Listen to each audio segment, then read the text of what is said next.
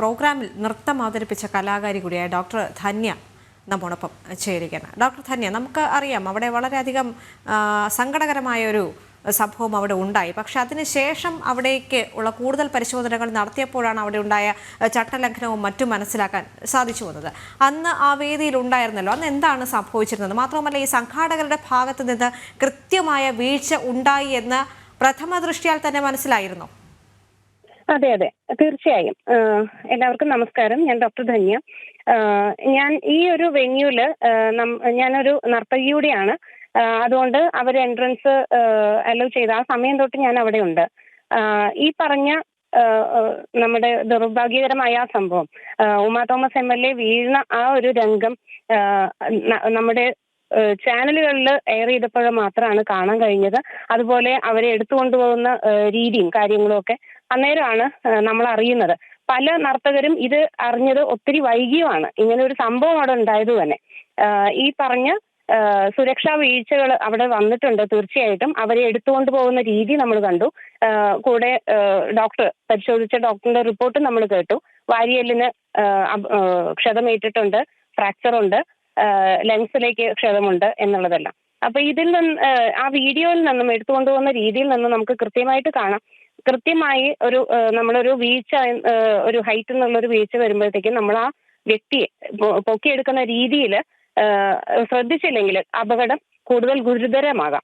അപ്പൊ ആ ഒരു സംഗതി കൃത്യമായിട്ട് നമ്മൾ ഒരു മെഡിക്കൽ ടീം അവിടെ ഉണ്ടായിരുന്നെങ്കിൽ അത് കൃത്യമായി അവർക്ക് നിർദ്ദേശങ്ങൾ കൊടുക്കാനും വേണ്ട രീതിയിൽ അവരെ അവിടുന്ന് തന്നെ ഒരു ഫസ്റ്റ് എയ്ഡോ അല്ലെങ്കിൽ വേണ്ട രീതിയിൽ അവരെ മാനേജ് ചെയ്ത് ഹോസ്പിറ്റലിലേക്ക് എത്രയും പെട്ടെന്ന് എത്തിക്കാനുള്ള സൗകര്യം ചെയ്യാൻ ഒരു മെഡിക്കൽ ടീം അവിടെ വേണമായിരുന്നു.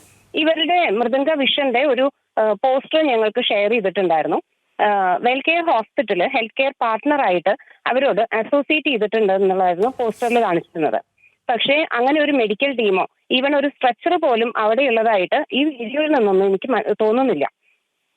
വേണ്ട രീതിയിൽ ഒരു ഹെൽത്ത് അസിസ്റ്റൻസ് ആ വെന്യൂവിൽ ഉണ്ടെങ്കിൽ കൂടുതൽ ഗുരുതരമായ അപകടങ്ങളിലേക്ക് പോവാതെയൊക്കെ കുറച്ചും കൂടെ നമുക്ക് കെയർ ചെയ്യാമായിരുന്നു എന്നും എനിക്ക് തോന്നുന്നു.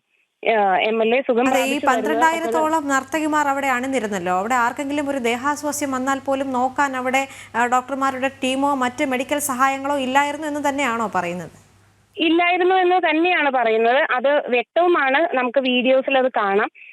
ഒരു ഡോക്ടർ പോലും അവിടെ അറ്റൻഡ് ചെയ്തതായിട്ട് കാണുന്നില്ല. അതുപോലെ തന്നെ ഞങ്ങളുടെ ഇടയിൽ നർത്തകനായിട്ട് ഉണ്ടായിരുന്ന ഒരാള് ഈ ഗിന്നസ് റെക്കോർഡിന്റെ ആ ഫുൾ പെർഫോമൻസ് കഴിഞ്ഞപ്പം കക്ഷി കുഴഞ്ഞു വീണു. എവിടെയാണ് ആള് ഡാൻസ്, ഏത് പൊസിഷനിലായിരുന്നു ഡാൻസ് ചെയ്തിരുന്നതെന്ന് അറിയില്ല.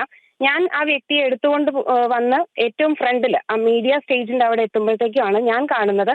അന്നേരം അദ്ദേഹത്തെ ഹോൾഡ് ചെയ്തിരുന്ന രീതി, അതും എനിക്ക് വളരെ സങ്കടം തോന്നി. എന്ന് വെച്ചാൽ ഒരു ഹെൽത്ത് കെയർ ആരെങ്കിലും ഒരു അറ്റൻഡ് ചെയ്യാൻ അവിടെ ഉണ്ടായിരുന്നെങ്കിൽ ഒരു കുഴഞ്ഞു വീണ വ്യക്തിയെ എടുക്കേണ്ട രീതിയല്ല.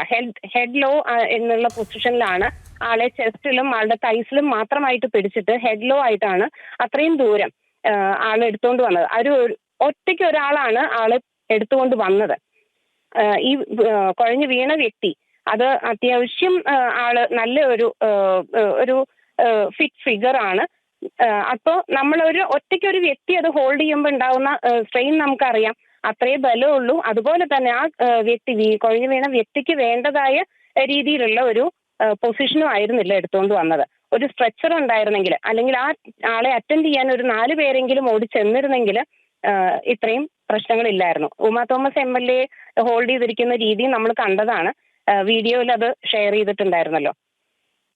വാരിയെല്ല് ഉള്ളിലേക്ക് കുറച്ചും കൂടെ ലങ്സിലേക്ക് തുളഞ്ഞു കയറാൻ പാകത്തിനുള്ള രീതിയിലാണ് ആ ഹോൾഡ് ചെയ്തിരുന്ന രീതി ഉണ്ടായിരുന്നത്. ശരി, എന്തായാലും കൃത്യമായ ചട്ടലംഘനം അവിടെ ഉണ്ടായി എന്ന് തന്നെയാണ് പറയുന്നത്. ശരി.